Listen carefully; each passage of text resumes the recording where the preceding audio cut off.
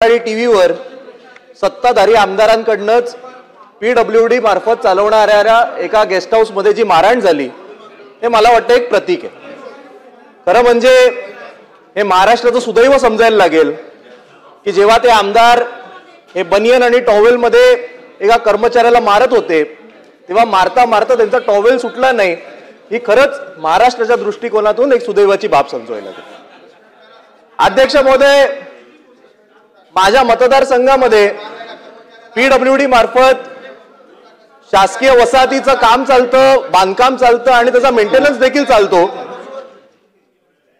जुनी शासकीय वसाहत जी आहे त्याला आता बांधकाम होऊन 50 वर्ष झाली, 60 वर्ष झाली, पण दुर्दैवाने त्याचं जर आत्ताचं आपण स्वरूप बघितलं, मी मध्ये मंत्री महोदयांना देखील विनंती केली की आपण तिकडे या, एकदा पाहणी करा। इतकी वाईट परिस्थिती आहे की जेलमध्ये सुद्धा राहणारे जे लोक असतील त्यांची लिव्हिंग कंडिशन ही जुन्या शासकीय वसाहतीपेक्षा चांगली असेल। पाणी मिळत नाही, पाऊस पडल्यानंतर जायला मार्ग नाही, केवळ खाली साप फिरत नाहीत तर आता मंगूस सुद्धा फिरायला लागलेले आहेत। मेंटेनन्सला वरनं पाणी पडत असतं म्हणून वॉटरप्रूफिंग नाही करत तर ताडपत्री टाकण्यात येते आणि हे तेच कर्मचारी आहेत जे आपल्या या अधिवेशन काळामध्ये दररोज आपल्या सोबत बसलेले असतात। आपण जर त्यांच्या मेंटेनन्स करता, त्यांच्या घराच्या मेंटेनन्स करता जर काम करू नाही शकलो तर अध्यक्ष महोदय, मोठ्या मोठ्या घोषणा करून नक्की आपला उपयोग काय हा आपण विचार करण्याची गरज आहे। अध्यक्ष महोदय, माझ्या मतदारसंघामध्ये नवीन हायकोर्टचं बांधकाम होणार आहे असं गेल्या अनेक वर्षांपासून आम्ही ऐकतोय। नवीन हायकोर्टचं बांधकाम होणार म्हणून जुन्या शासकीय इमारती, वसाहती या पाडण्यात आल्या।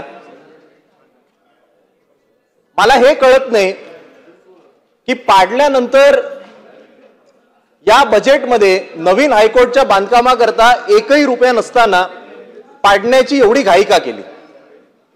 आज परिस्थिती काय निर्माण झाली आहे, लोकांना आपण घरातनं निष्कासित करून टाकलं, पण नवीन गव्हर्नमेंट कॉलनी, नवीन शासकीय वसाहतीत घरच तयार नाही झाली। मग आपण काय करतोय, हायकोर्टचा जो बाधित क्षेत्र आहे तिकडनं लोकांना काढतोय आणि अक्षरशः डिलॅपिडेटेड म्हणजे अत्यंत धोकादायक असलेल्या जुन्याच वसाहतीमध्ये शासकीय कर्मचाऱ्यांना परत पाठवतोय। हा कुठला न्याय अध्यक्ष महोदय? आणि त्यावर आपण कधी काय काम करणार आहोत की नाही? आणि म्हणून कधी आम्ही पीडब्ल्यूडी कडे गेलो की निधी नाही, निधी नाही, एवढं एकच कारण आम्हाला सांगण्यात येतं।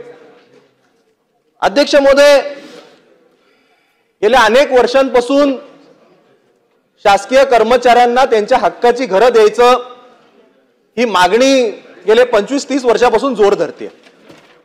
विधानसभेच्या निवडणुकीच्या पार्श्वभूमीवर आचारसंहिता लागायच्या शेवटच्या दिवशी गेल्या सरकारने एक GR काढला आणि सांगितलं भूखंड देण्यात येईल। आज 7 महिने झाले।